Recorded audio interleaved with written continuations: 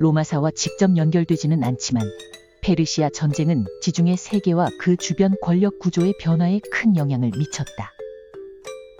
이 전쟁은 그리스 도시 국가들의 부상과 서구 문명의 전개의 중요한 전환점이 되었으며 이후 로마가 지중해 세계의 패권을 장악하는 데 간접적인 배경을 제공했다.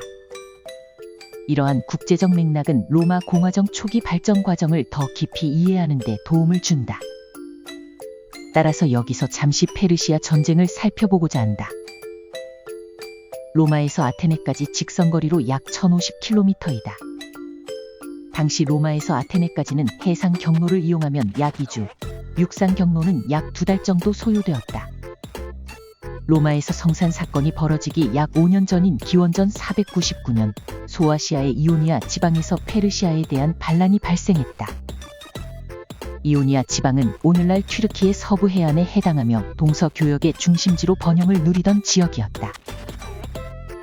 그리스인들은 오래전부터 이 지역에 정착하여 여러 도시를 세웠다. 이 도시들은 그리스의 도시 국가들인 폴리스와 유사한 특징을 가지고 있었다. 그러나 이오니아 지방은 페르시아 제국의 영향권에 속해 있어서 완전한 폴리스로 간주하기는 어려웠다. 이오니아의 도시 국가들은 정치적 자율성을 상실한 채 페르시아가 임명한 참주에 의해 통치되었다. 주민들은 참주의 폭정과 과도한 세금에 대한 반발심이 컸다. 무엇보다 페르시아 제국의 종속적 지위에 대한 불만이 이오니아 그리스인들 사이에서 깊게 자리 잡고 있었다. 이오니아 도시 국가 중 하나인 밀레투스에는 참주 아리스타고라스가 있었다. 그는 페르시아 제국의 다리우스 1세에 의해 임명된 지도자로 에게에 있는 한 섬을 정복하라는 명령을 받았다. 그러나 원정은 실패로 끝났다. 이로 인해 그는 자신의 입지가 위태롭다고 직감했다. 이를 만회하려고 그는 반란을 결심하게 된다. 당시 이오니아 주민들이 참주 정치와 페르시아의 지배에 대해 불만이 많다는 사실을 그는 잘 알고 있었다. 그가 이러한 불만을 활용해 반란을 선동했다. 이 반란은 결국 페르시아 전쟁의 도화선이 된다. 반란을 일으킨 아리스타고라스는 그리스 본토의 폴리스들의 도움을 요청했다.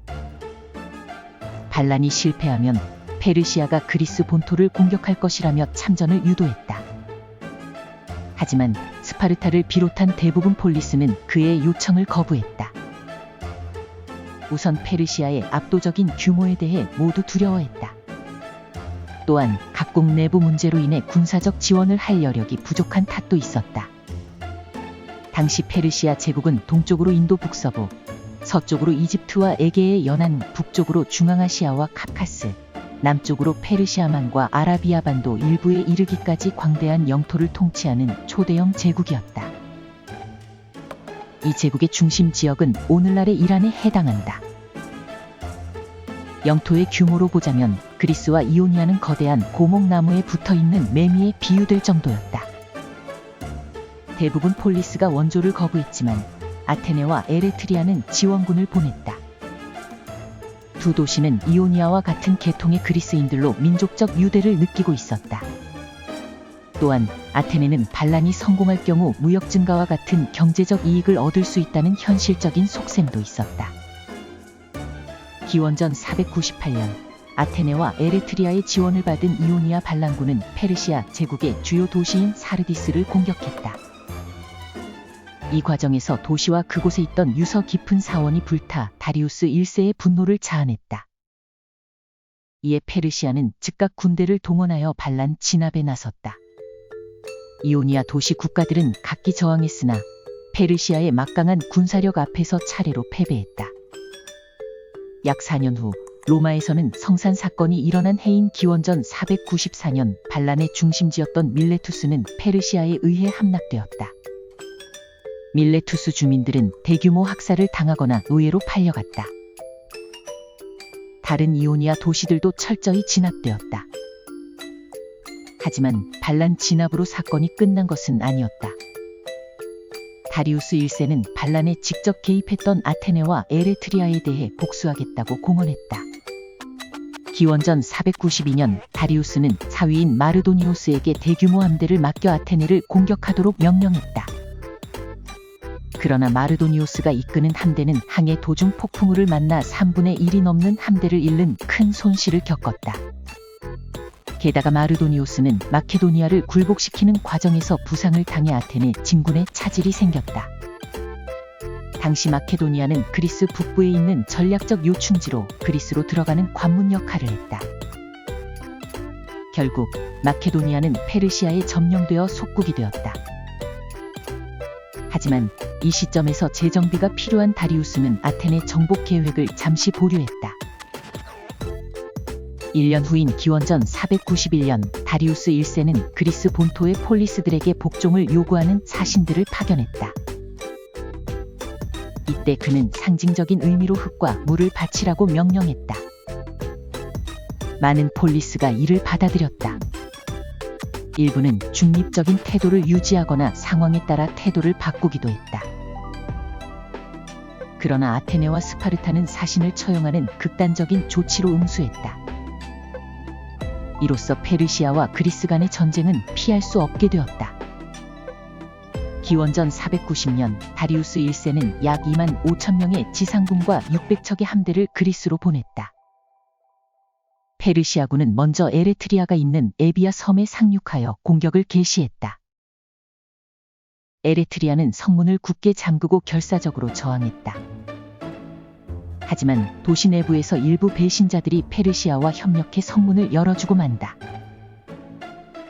이어 페르시아군이 물밀듯 성 안으로 몰려왔다. 에레트리아는 약 일주일 만에 함락되었다. 페르시아군은 에레트리아를 철저히 약탈했다. 생존한 시민들은 포로로 삼아 페르시아로 끌고 갔다. 이 사건은 그리스 본토에 강한 충격을 주며 전쟁의 긴장감을 한층 고조시켰다.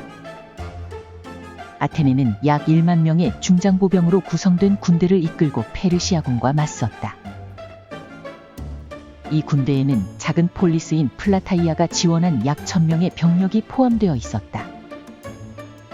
아테네는 스파르타에도 긴급히 도움을 요청했다. 그러나 스파르타는 종교 축제 기간으로 인해 군을 출병시킬 수 없었다.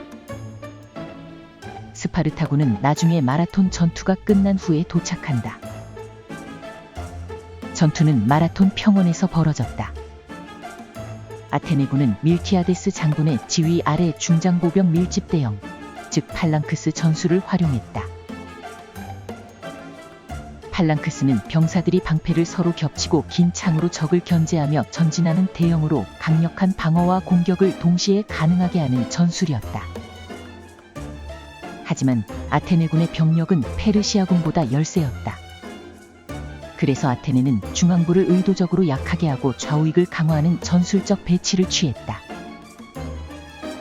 이를 통해 적의 중심을 가운데로 유인한 뒤 측면에서 포위하려는 전략을 세웠다. 이에 맞선 페르시아군은 경장보병, 궁병, 기병을 중심으로 빠른 기동력을 활용하는 전술을 사용했다. 전투가 시작되자 페르시아군은 중앙에서 공격을 개시하며 아테네군의 약화한 중앙부를 돌파하는 데 성공했다. 그러나 그들은 그것이 아테네의 전략인 줄 몰랐다. 페르시아군이 중앙으로 깊숙이 진입하자 아테네군의 강력한 좌우익이 적을 포위하며 협공을 시작했다. 팔랑크스 대형을 유지한 아테네군은 페르시아군의 경장보병을 압도했다. 아테네군의 조직적인 전진 앞에서 페르시아군이 무너지기 시작했다. 결국 페르시아군이 후퇴하기 시작했다. 퇴각하는 페르시아군이 해변으로 몰리며 함선에 탑승하는 과정에서도 상당한 피해를 입었다. 마라톤 전투는 아테네의 완승으로 끝났다. 아테네군은 약 192명의 전사자를 기록한 반면 페르시아군은 약 6,400명의 전사자를 냈다. 페르시아군의 사망 숫자는 과장되었다는 말이 있어 실제로는 더 적었을 가능성이 있다. 아테네는 이 승리로 폴리스들 사이에서 큰 명성을 얻었으며 민주정 체제에 대한 자신감도 아주 높아졌다. 또한 이 전투는 다리우스 1세의 그리스 침공 계획을 일시적으로 중단시켰다. 다만 이번 침공은 대규모 정복전이라기보다는 아테네와 에레트리아를 제압하려는 국지적 목적을 가진 군사 작전이었다. 따라서 페르시아 제국 전체에는 큰 손실을 주지 못했다. 그러나 이 전투는 그리스가 강대국 페르시아에 맞설 수 있다는 가능성을 보여준 중요한 사건이었다. 마라톤 전투 약 10년 후 크세르크세스 1세가 이끄는 대규모 군대가 그리스를 침공한다. 본격적인 페르시아 전쟁은 이때부터 시작된다. 전설에 따르면 아테네 군인 필리피데스가 마라톤에서 아테네까지 약 42km를 달려 "우리가 승리했다" 라고 외친 뒤 숨졌다고 한다. 이 이야기는 현대 올림픽 마라톤 경주의 기원이 되었다고 전해진다. 하지만 이는 후대에 창작된 이야기로 역사적 근거가 부족하다. 실제로 마라톤 전투 직후 아테네군은 신속하게 아테네로 귀환하여 페르시아군의 상륙 시도를 저지했다. 개인이 소식을 전하려고 따로 달릴 필요가 없었다는 뜻이다. 결국 필리피데스의 이야기는 상징적 의미만 지닐 뿐이다. 안녕하세요. 다음 편은 테르모필레 전투와 살라미스 해전에 관한 이야기입니다. 페르시아군이 마라톤 전투에서 패배했다는 소식을 들은 다리우스 1세는 그리스 전체를 정복하여 복수하겠다고 결심합니다. 하지만 그는 병사하고 아들 크세르크세스 1세가 군사를 일으켜 그리스를 침공합니다. 그리스 연합군은 테르모필레 협곡에서 스파르타의 레오니다스 왕이 영웅적인 활약을 펼치지만 결국 패배합니다. 사기가 오른 페르시아군이 아테네로 진군하는데 도시가 텅 비어 있습니다. 아테네의 지도자 테미스토클레스가 해전으로 승부를 내려고 주민들을 살라미스 섬으로 미리 도피시킨 것입니다. 테미스토클레스는 페르시아 해군이 좁은 살라미스 해협으로 들어오도록 전략을 짭니다. 과연 그 결말은 어떻게 될까요? 다음 편에서 뵙겠습니다. 좋아요와 구독을 부탁드리겠습니다. 항상 행복하세요. 감사합니다.